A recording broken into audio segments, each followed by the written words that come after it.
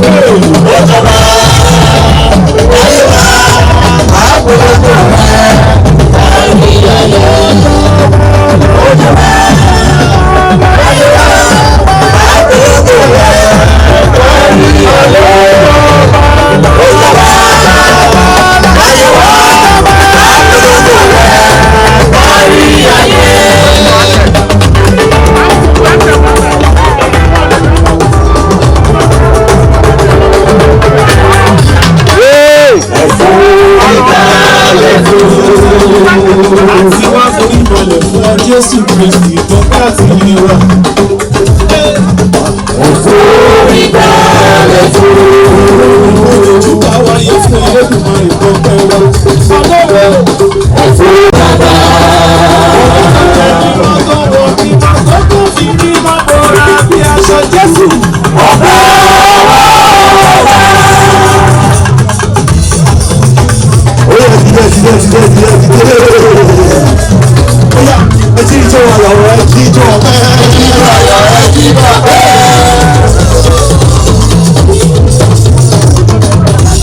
Mi ò ní jẹ́ rí o. Jíjọ ayọ̀ rẹ̀ jíjọ ọpẹ́. Jíjọ ayọ̀ rẹ̀ jíjọ ọpẹ́. Ìgbàlẹ̀ mọ̀lẹ́ ó jọjọ́. Jíjọ ayọ̀ rẹ̀ jíjọ ọpẹ́. Ìtànsí ìyàbọ̀ bá òṣè. Jíjọ ọpẹ́. Jíjọ ayọ̀ fẹ́ jíjọ ọpẹ́. Jíjọ ayọ̀ rẹ̀ jíjọ ọpẹ́. Jíjọ jíjọ jíjọ jíjọ jíjọ jíjọ jíjọ jíjọ.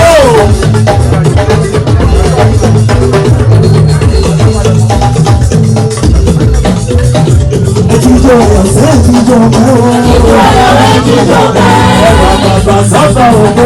Ẹ̀jíjọ́ ayọ̀ ẹ̀jíjọ́ pẹ́. Oyin bíríbíríbírí. Ẹ̀jíjọ́ ayọ̀ ẹ̀jíjọ́ pẹ́. Ẹ̀jíjọ́ ayọ̀ ẹ̀jíjọ́ pẹ́. Ẹ̀jíjọ́ ayọ̀ ẹ̀jíjọ́ pẹ́. Ẹ̀dá sí àfọ̀bà ògbó. Ẹ̀jíjọ́ bóyá ìmọ̀ ìmọ̀ ìmọ̀ ìmọ̀ ìmọ̀ ìmọ̀. Bimo, bimo, bimo, bimo, bimo, bimo, bimo, bimo, bimo, bimo, bimo, bimo, bimo, bimo. Ọ̀rọ̀ wà ṣe wá lọ́dọ̀ rárá. Bimo, bimo, bimo, bimo, bimo, bimo, bimo lórúkọ rẹ̀. Ọba tó jọba lọ sóòtọ́. Bimo, bimo lórúkọ rẹ̀.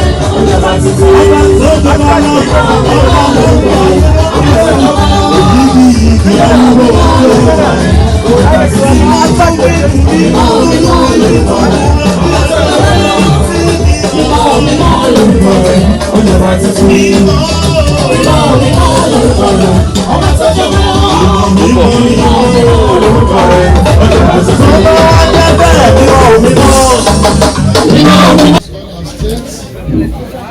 all our ministers, all our parishioners, I am really dazed. I want to thank you sincerely for your sacrifice, financially, physically, spiritually. He is God of reciprocity.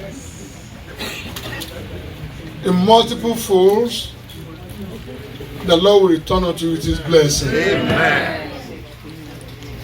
By His grace, by His might, we shall all be decorated with salvation. Amen. The songs of rejoicing and salvation will not depart from our homes. Amen. I really appreciate you. On behalf of Voice of Grace Parish,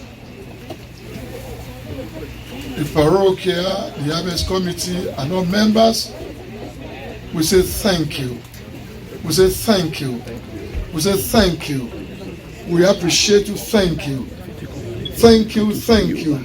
In Christ's name, thank you.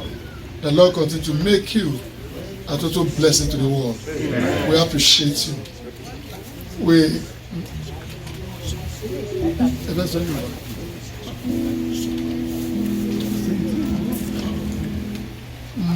mo dúpẹ́ gidigidi lọ́wọ́ àwọn bàbá wa, àwọn regionals, àwọn states, àwọn olùṣọ́ àgùntàn, àwọn àgbààgbà àwọn ìjọ. Olúwa bùkún yín, Olúwa gbé yín ga, irúgbìn yín ò ní jóná ní orúkọ Jésù. Ní ìpẹ̀yìndà ìkórè yìí a ó wọnú ògo ńlá, a ò ní mọ ìrẹ̀ dànù, a ò ní mọ ìrẹ̀ sílẹ̀. À ń kójọ ní àṣálẹ́, kò ní túká mọ́ wa lọ́wọ́. A dúpẹ́ gidigidi. I'm thanking you from the very, very fountain of my heart. Olúwa, a dúpẹ́ lọ́wọ́ yín. You are loving. You are gracious. The Lord will continue to make you a blessing. Amen. Thank you so much. We are going to put the result on at the gate. I will take Sheep over. Jésù Kristi. Michael mímọ́. Nípa oore ọ̀fẹ́ ọjọ́ òní àwa tún dé. You cannot stand there. À ń ké pè ọ́ Yes, Lord. lórí ìjọ yìí. Yes. You have to step aside. Ìṣọ̀kan ìjọ yìí là ń tọrọ. Yes, Lord. Gbogbo àwọn tó ti yapa lọ. You cannot stand there. Ó ní ká máa gbàdúrà kó padà wá láìpẹ́. Oṣù méje ló fún mi wípé kí n sọ. Jésù Kristi, Jésù Kristi, ọba ìyè, Jésù Kristi. Ó ní Tọ́másì padà Jésù Kristi, lẹ́nu ni ó.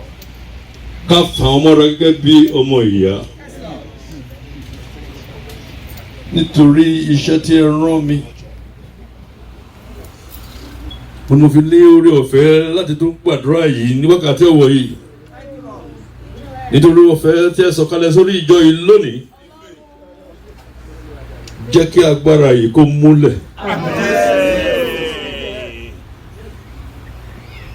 àwọn ọlọ́kàn líle bá mi rọ̀ wọ́n lọ́kàn. olùdásílẹ̀ ìjọ yìí wípé a kò gbọ́dọ̀ pín ìjọ ọ̀run. èṣù lágbára kò ní ìgbàlà. ìwé mímọ́ ti sọ fún wa wípé gbogbo ohun tó ń ṣẹlẹ̀ ó ti ṣẹlẹ̀ sẹ́yìn náà. wọ́n ìjì náà ti wá dákẹ́ lọ́wọ́lọ́wọ́. gbogbo àwa ọmọ ìjọ àwọn tẹ́mọ̀ pọ́n ti ṣáko lọ. wọ́n ní kẹ́ bá wọn sọ̀rọ̀ fún àǹfààní ara wọn àti fún ẹ̀mí wọn. mo ń sọ ní gbangba ní wákàtí ọ̀wọ̀ ìyá Ọlọ́run gẹ́gẹ́ bí ẹ ṣe rán mi.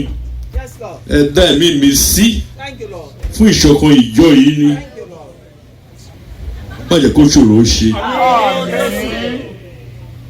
ìwé mímọ́ lọ sọ pé àwọn kan wà tí wọ́n tẹ̀ kí n ṣe ara wa rárá. àsìkò náà yóò tó tí wọ́n yóò dàpọ̀ mọ́ wa. á dé agbo kan lábẹ́ olùṣọ́ àgbẹ̀.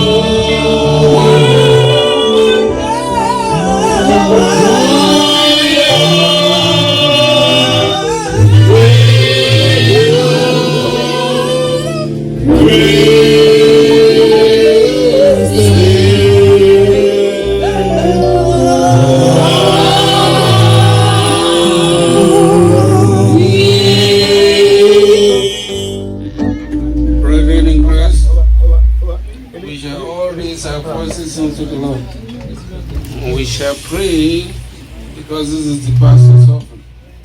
For the pastor founder of this church, that the house that he left behind, the church that he left behind, that church, God should continue to keep them. Amen. The glory of God should manifest in this church. Amen. Should manifest in his house. Amen. We shall remember the pastor Bada, Pastor Joseph, Abajan Likuku, and those icons that have worked diligently in this church, that God should keep their houses. Amen. And those of us that are alive, that God should make us be a useful ministers in his vineyard.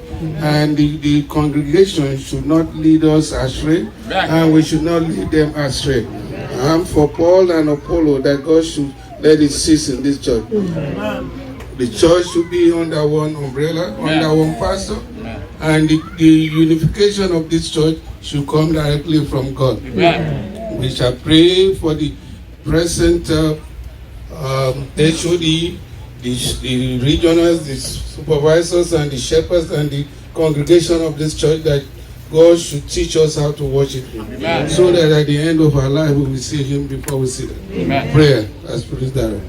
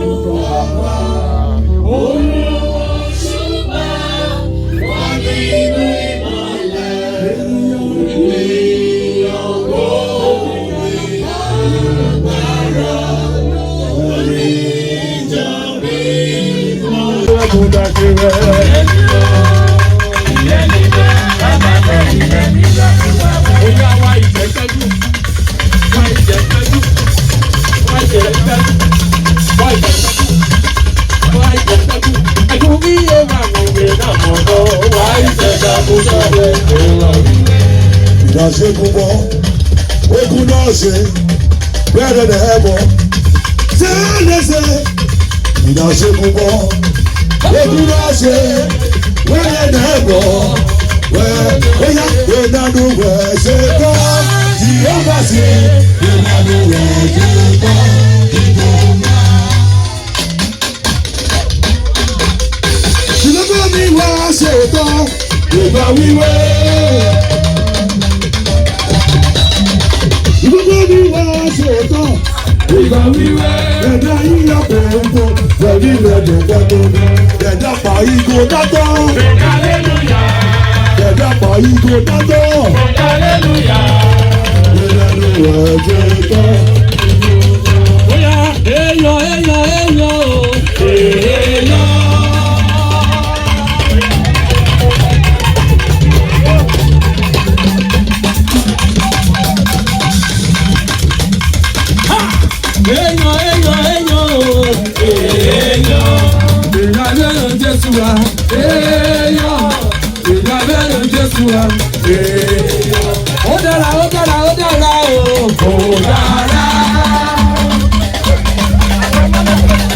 Ó dára o, ó dára. Ó dára. Òwe Jésù ṣe fún wa. Ó dára. Òwe Jésù ṣe fún wa. Ó dára. Ó yá bàbá wẹ̀rẹ̀ bíánú. Wẹ̀rẹ̀ bíánú bá dúró. Túbú bẹ̀rẹ̀ bí bẹ̀rẹ̀ òwe. Bàbá wẹ̀rẹ̀ bíánú.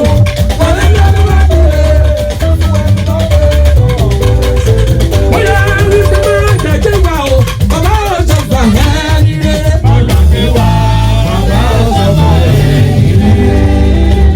Àbá mi bò, bàbá aṣọ pàmò dàgbé.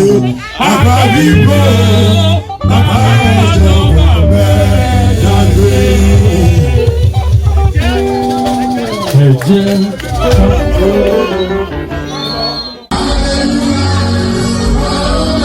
Hallelujah, hallelujah, hallelujah. Celestia TV, Directorate of Media Production presents Celestia Church of Christ Worldwide, featuring Celestia Church of Christ USA Diocese, Harvest 2019 Extravaganza. To cover your harvest on Celestia TV online, contact the Media Directorate at +1 347 536 4384 or +234 806 298 2431. Don't be left behind. Promote the gospel of God and God will promote you. For TV adverts on your harvest and church activities and for full coverage in US African Eye, call and book in advance. Hallelujah! Olúwa la gbójúlé, àkókò náà òkè lẹ́yìn ìwà. Olúwa la dìbò fún o. Ó kéré ọgbọ́n mọ̀sẹ́, láyé wọn lókun ọ̀nàrè, ọgbọ́n mọ̀jọ àlùjọ, ọgbọ́n sì gbẹ̀rẹ̀ jẹ́, ọmọ tó gbẹ̀kọ́ bàbá mi. Ètùmàrè jẹ́hùn dàbí onílé yíyọ, ẹ̀bá bò nílé, òun ò jí rí, kó tó ṣògo. Ìwà fún wọn lọ́wọ́ rẹ̀, ó gbàdúrà wípé olórí kò ṣògùn olówó. Ìwà kò mọ̀ fún ọ̀nà lọ́la, orí kékeré ò gbàjọba, àṣírí olúwa, ọba. Ó yàtọ̀ pé ẹ̀jẹ̀ kó gbẹ ẹ̀yìn àgbààgbà. Ẹ̀jẹ̀ kó gbẹ ọjọ́ mi lọ. Ẹni bá ṣe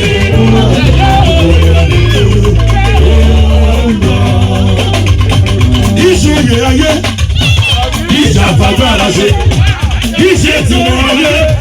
mo lọ́rọ̀ láyé ẹ̀yin olùṣọ́ àgùntàn olúwa ló ń pè yí tó bá ti pò wọ́n kò dá agbára ẹ̀jẹ̀ ọ̀tọ̀ ẹ̀jẹ̀ gbọ́dọ̀ ẹ̀yin àgbààgbà ẹ̀jẹ̀ gbọ́dọ̀ ẹ̀jẹ̀ nílò ẹni bá sí inú ọ̀dẹ̀ ìmọ̀lẹ́ rẹ̀ pé ọ̀ṣẹ́ ọ̀ṣẹ́ ẹgbẹ́ ọ̀ṣẹ́ ọ̀ṣẹ́ fún mi ọ̀ṣẹ́ ẹ̀jẹ̀ fún ọ̀run ọ̀ṣẹ́ ọ̀ṣẹ́ ọ̀tún fẹ́ mi ọ̀nà ayùfẹ́ mi ẹ̀kúkú ń gbọ́ wa ní ẹ̀tùbà gbọ́ wa lọ ní ọ̀rọ̀ tútù èdè tútù ṣàtútù ọ̀rọ̀ tútù ọ̀rọ̀ tútù ọ̀rọ̀ ayọ̀ èmi bá lẹ́gbẹ̀rún wàhálà kí olùgbàlà ògo ọlọ́run ọ̀bá mi ìṣẹ́gun oore àtàbàtà sí ọlọ́dẹ òru òṣè ìbọn bí màálù ọlọ́run mi ò gbọ́dọ̀ yáníyá lábùgbé jésù ti bá wọn ọ̀dọ́ òṣè ọ̀dà náà ìwàsẹ̀ ìwàsẹ̀ jésù nìkan ìwàsẹ̀ jésù nìkan.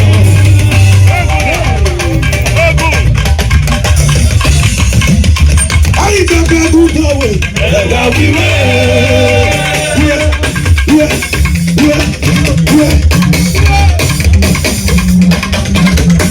Ayíjọba gúdọ̀ wẹ̀ ẹ̀dá wíwẹ̀ àgbo wíwẹ̀ dàgbàgbé dọ̀mọ̀dọ̀. Ayíjọba gúdọ̀ wẹ̀ ẹ̀dá wíwẹ̀. Ìrẹ̀ nínú. Ìrẹ̀ nínú. Bàbá yọ ìrẹ̀ nínú àgùgbà tó wẹ̀. Ìrẹ̀ nínú. Bàbá yọ ìrẹ̀ nínú àgùgbà. Àṣẹ́gbẹ́dá ayíjọba wẹ̀.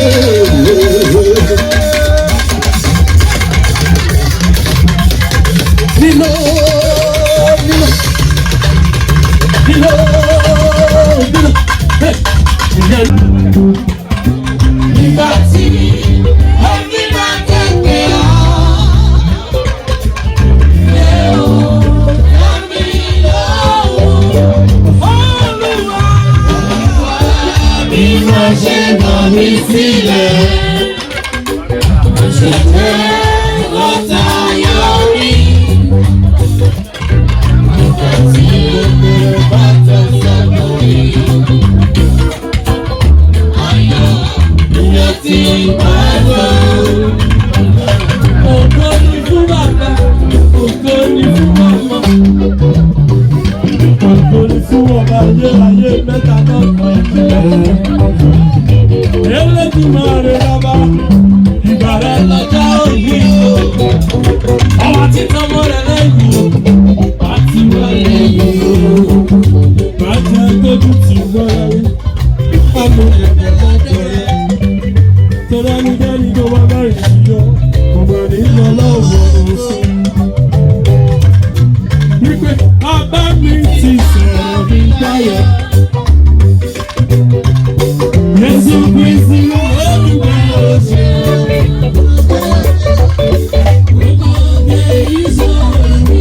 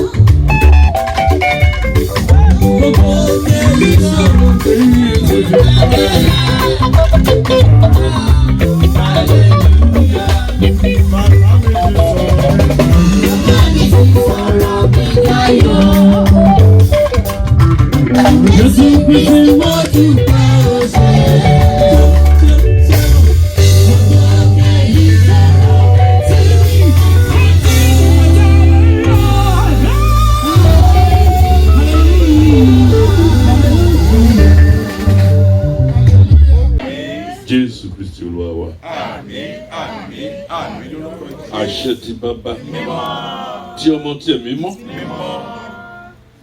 kí ó bà lé yín, kó sọ̀rọ̀ yín dayọ̀.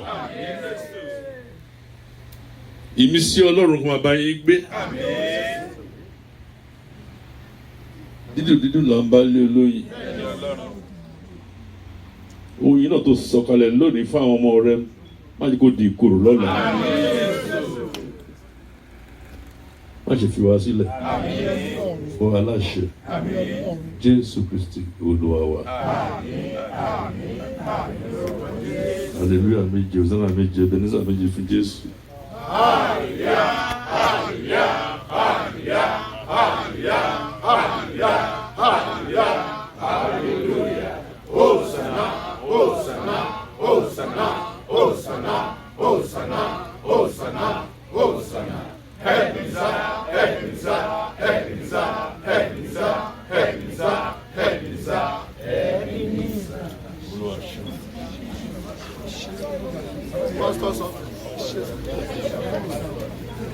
Pastor's offering. Tó bá sì sìn èrè tó yọ níṣẹ́, ó ní wàá fi lé wa lọ́wọ́. Mo wá ń gbàdúrà ní wákàtí ọ̀wọ̀yọ̀ Ọlọ́run kọ́ wa mọ̀ ọ́ ṣe. Jésù Kristi wẹ ẹsẹ̀ fáwọn ọmọ rẹ̀, ó sì tọ́ wa sọ́nà. Ìtẹríba mo ló máa ń mú ayọ̀ wá.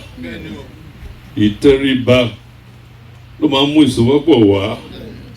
Ìrẹ́ Ọlọ́run tó kó àwọn wọ̀nyí jọ, wọ́n jọ máa ṣiṣẹ́ pọ̀, má ṣe jẹ́ kí wọ́n dà wọ́n.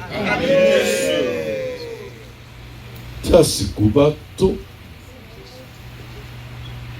bí ṣe sọ síwájú èrè tó yọ níṣẹ́, má ṣe fi dùn wá o. Tí kára rẹ̀ gbàdúrà, má ṣe tiwa bẹ́ẹ̀. Àìsàn tó bá ń bẹnu àgọ́ ara mo pàṣẹ nítorí ìpè kó wọnú àwọn àgọ́ yìí lọ Ọlọ́run mi. Gbogbo àwọn àìsàn yìí bá mi fà wọ́n títí gbogbo tí gbogbo. Ó sì bá mi dáná sun wọ́n. Wá fi omi Jésù Kristi àti ẹ̀jẹ̀ rẹ̀ kó fi wẹ̀ wá mọ́. Má ṣe fi wá sílẹ̀ o. Òkú ò lè sìn ọ́, alààyè ni yóò sìn ọ́. O ti kà wá mọ́ àwọn alààyè, wá rà wá padà pátápátá, wá sọ wá di ọmọ. Iṣẹ́ yìí má yẹ kó dìṣẹ́ fún wa o. Iṣẹ́ yìí má yẹ kó tóbi jù fún ọmọ rẹ o. Ọlọ́run mi, mo wá pàṣẹ ní wákàtí ọ̀wọ̀yọ̀ Ọlọ́run fún gbogbo àwọn tí ó ń ṣiṣẹ́ lábẹ́ ọmọ rẹ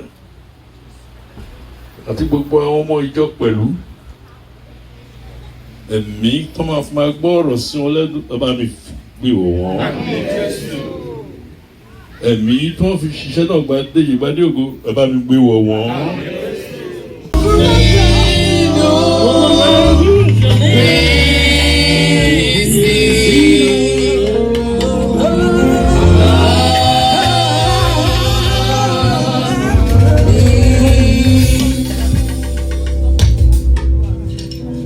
Ògo ni fún Bàbá, ògo ni fún Ọmọ, ògo ni fún Ọlọ́run Ẹ̀mí Mímọ́.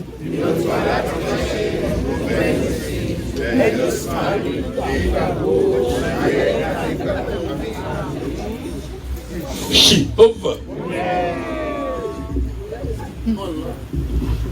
Jésù Kristi,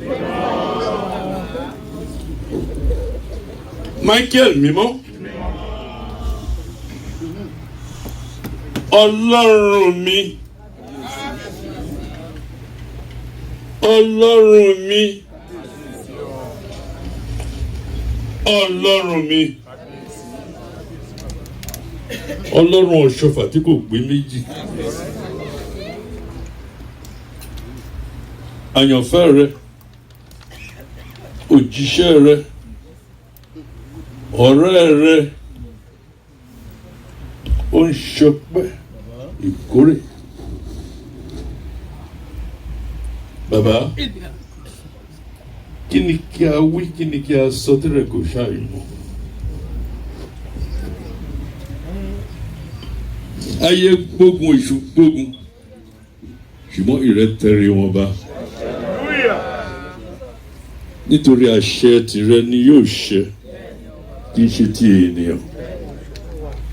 Ẹni tí rẹ̀ fẹ́ ló ṣàpè, ẹni tó pè lóyún ọ̀nà tó ti sìyàn ló ṣe lógo. À ń dúpẹ́ lọ́wọ́lọ́wọ́ lórúkọ ògùn tó ṣe ọmọ rẹ̀ ò jẹ́ kó ní ìbàjẹ́. Ẹ ṣé wọn lọ́rùn. Jésù wí pé tí ẹ kò bá mọ̀ mí, tí ẹ kò fẹ́ràn mi, tí ẹ kò mọ ọmọ ẹni tí mo jẹ́, ẹ wo iṣẹ́ tí mo ti ṣe.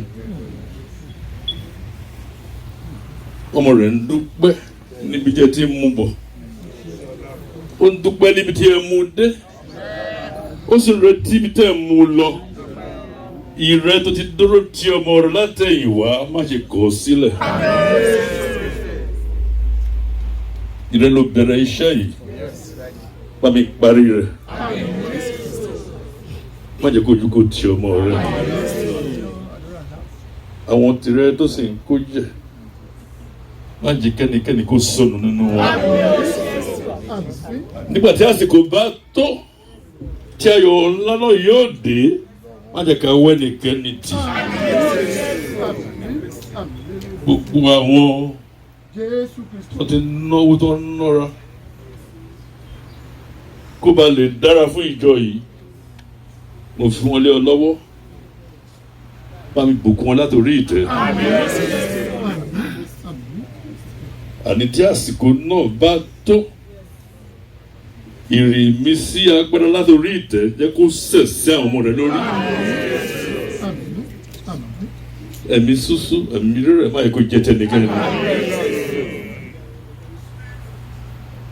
Ẹni tó bá bẹ̀rẹ̀ iṣẹ́ kọ́ ló níṣẹ́, òun kọ́ ní èrè.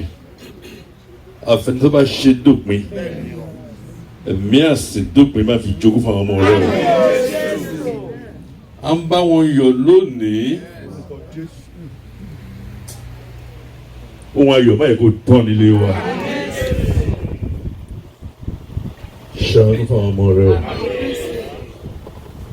Ilé ayé yìí kì í ṣe tiwa. Nígbà tó dá ọmọ rẹ̀ àti àwa, ó dá wa ní pípé. Ṣùgbọ́n bí ṣe ń sọ̀rọ̀ yìí ọ̀pọ̀lọpọ̀.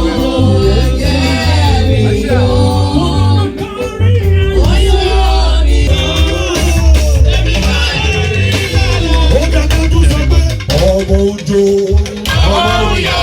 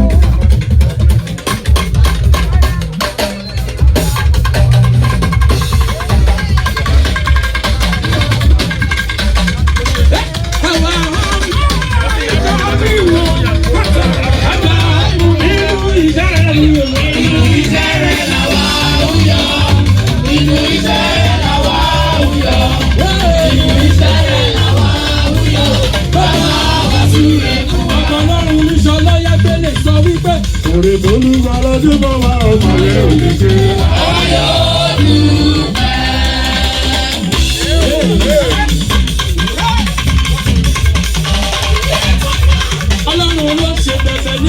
lọ sí òkè ọ̀rọ̀ wa kọ́kọ́ ò tẹ̀jọ́ pẹ́ lọ. ìjọba yẹn ò bá ti fi pàtó lọ́jọ́ sí kan ní pé kí ló ń ṣe níbẹ̀. ọlọ́run wa ń dábìrà ó ṣe bẹ́ẹ̀ ló wá dé ń gbé ọlọ́run ń ṣe bẹ́ẹ̀ nígbà àtijọ́. àwa la ò ṣe bàbá bí ìgbà àtijọ́.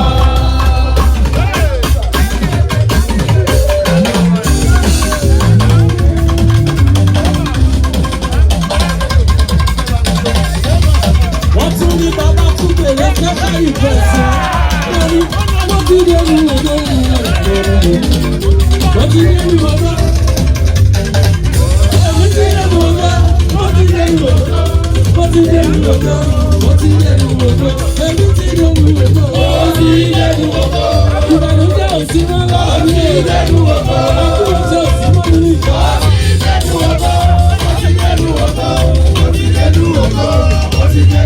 Oyè kan tún máa sọ wípé ire tún dé. Mo sì lọ́kùn lẹ́lẹ́lẹ́ ire wọlé bẹ̀. Ire tún dé.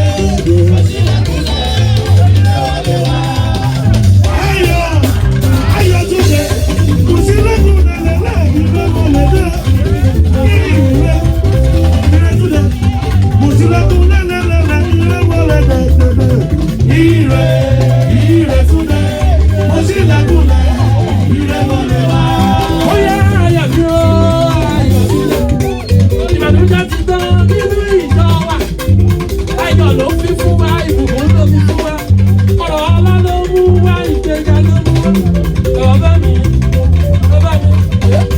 nítorí tó ní wà jẹ́ mú wa ò tó pọ̀ lẹ́gbẹ̀dá ó yá ìgbẹ́ yẹn ó sì lẹ́kùn lẹ́ ilé wọlé wá ilé.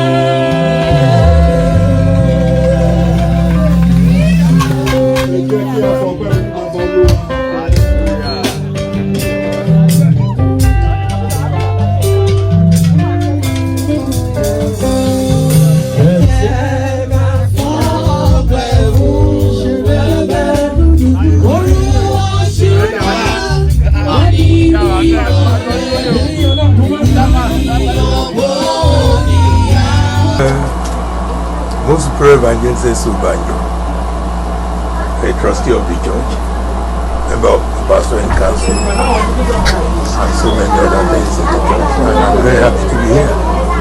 What is happening in Nigeria and the Celestial Church? Nigeria. Well, what is happening is we thank God for whatever is happening. The church is there, the church is progressing, the church is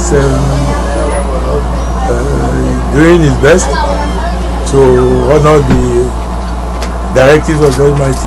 My message here is what I also gave on the altar, that everybody now should start preparing for the kingdom of God and should be working towards it. It is extremely important.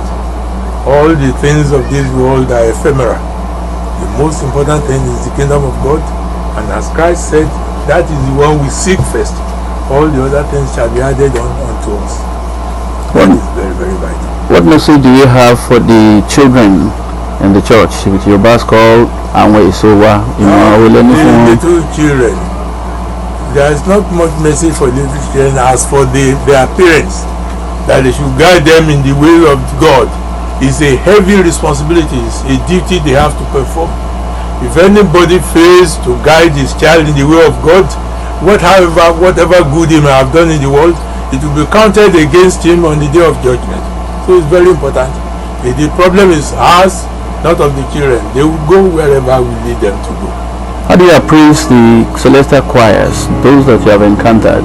What's your advice for them, sir? Well, our boys and girls, our children are trying their best. The Spirit of God is working mightily with them. There is no problem with that one. They will do whatever we guide them to do. We need to help them with the Spirit.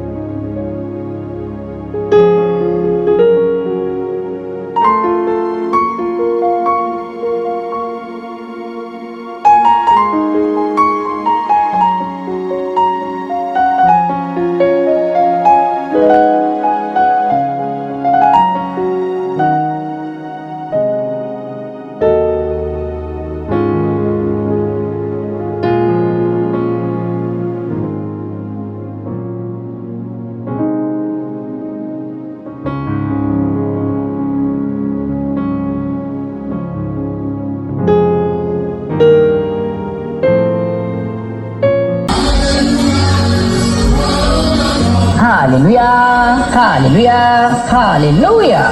Celestia TV, Directorate of Media Production presents Celestia Church of Christ Worldwide, featuring Celestia Church of Christ USA Diocese, Harvest 2019 Extravaganza. To cover your harvest on Celestia TV online, contact the Media Directorate at +1 347 536 4384 or +234 806 298 2431. Don't be left behind.